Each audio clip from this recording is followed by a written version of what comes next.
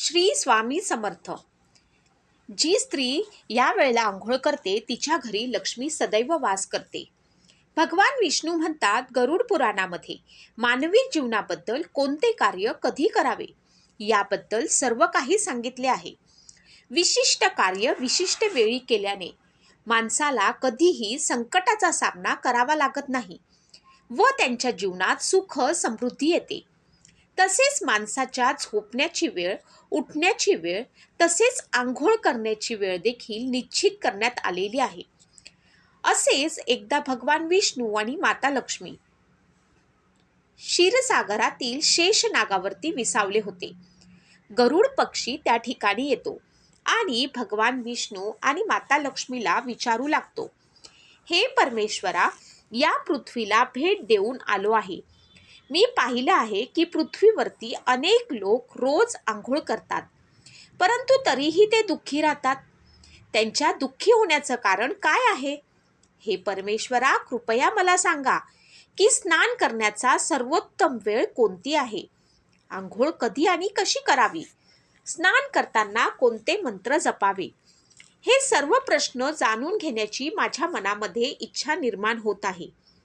गरुड पक्षी महालक्ष्मी मातेला म्हणतात, हे माते, मी आज असेही पाहिले आहे की अनेक स्त्रिया रोज स्नान करून तुमची पूजा करतात, पण तरीही तुम्ही त्यांच्या घरात का राहत नाही?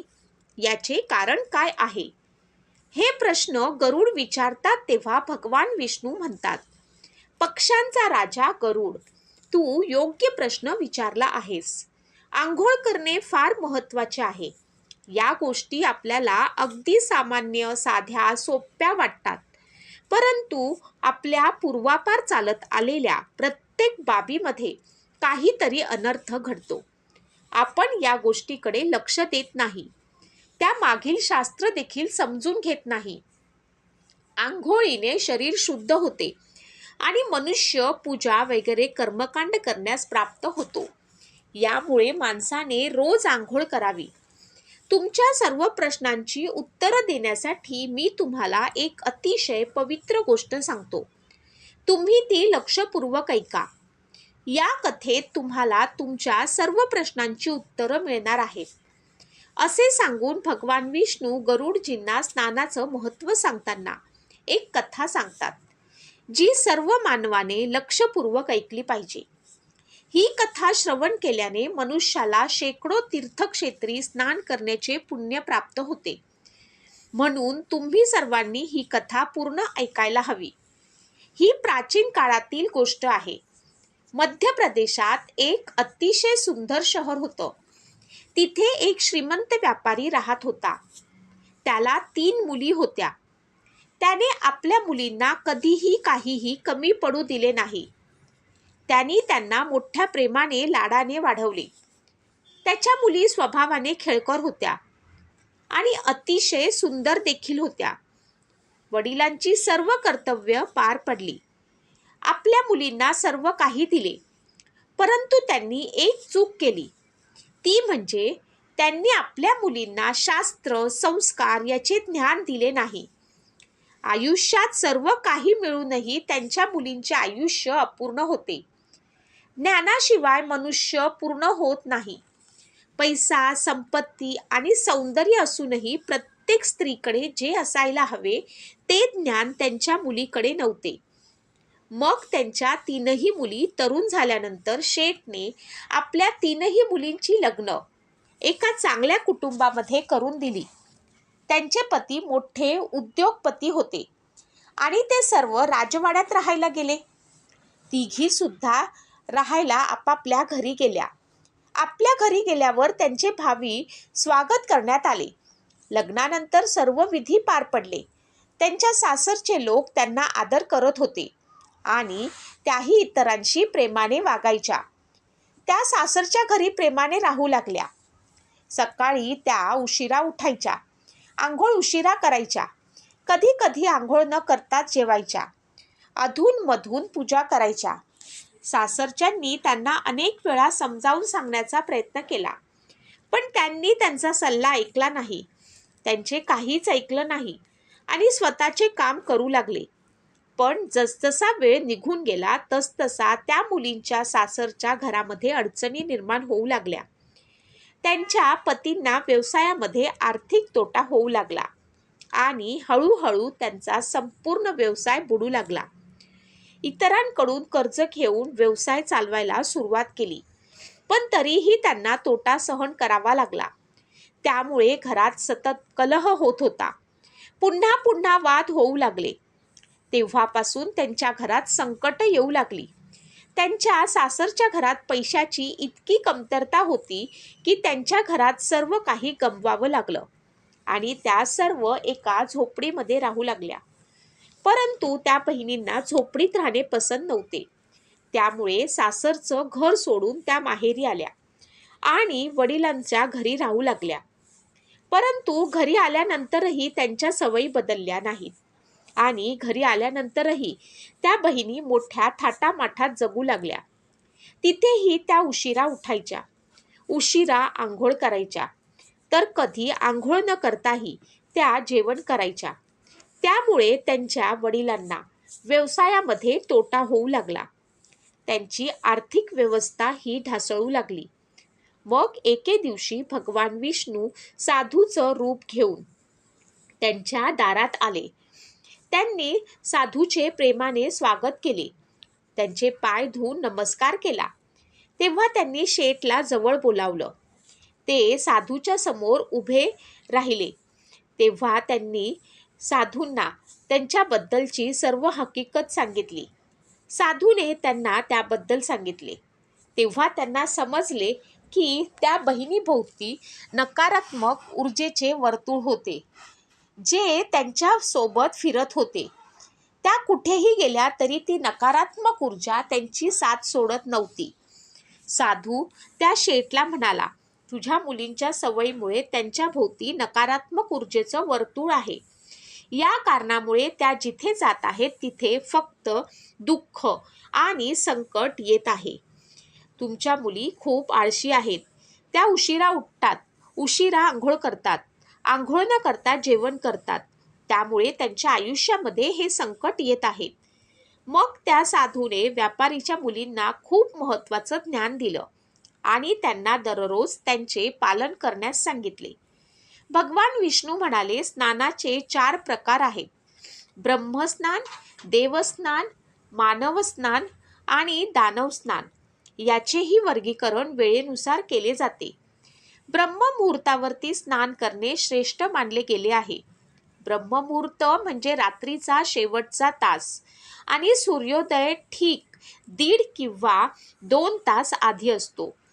पहाटे 5:30, 3:30 ते 5 ही शास्त्रीय दिवसाची सर्वोत्तम वेळ सांगितलेली आहे. देवांचे स्मरण करावे.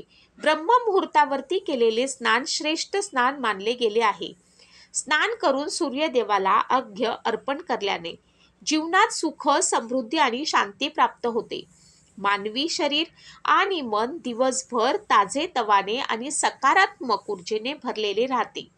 ब्रह्ममुहूर्त व स्नान केल्याने मनुष्य व्याधी आणि आजारांपासून दूर राहतो.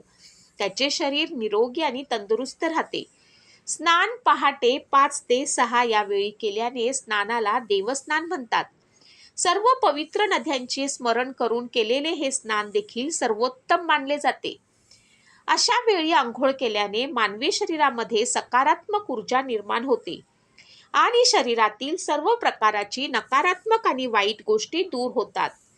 देवस्नानामुळे वाईट गोष्टी दूर होतात. देवस्नान केल्याने शरीराबरोबर मनही शुद्ध होते आणि पवित्र होते. यावेळी स्नान केल्याने धनाची वृद्धी होते. माणसाला सर्व सुखसोयी प्राप्त होतात. आकाशात तारे दिसतात. पहाटे केलेल्या स्नानाला देवस्नान असे म्हणतात. हे देखील सर्वोत्तम स्नान आहे. यावेळेस स्नान केल्याने मानसिक शांती मिळते. तिसरे स्नान म्हणजे मानवी स्नान. ते सकाळी 6 ते 8 या वेळातच केले जाते. या वेळेत केलेल्या स्नानाला मानवी स्नान असे म्हणतात.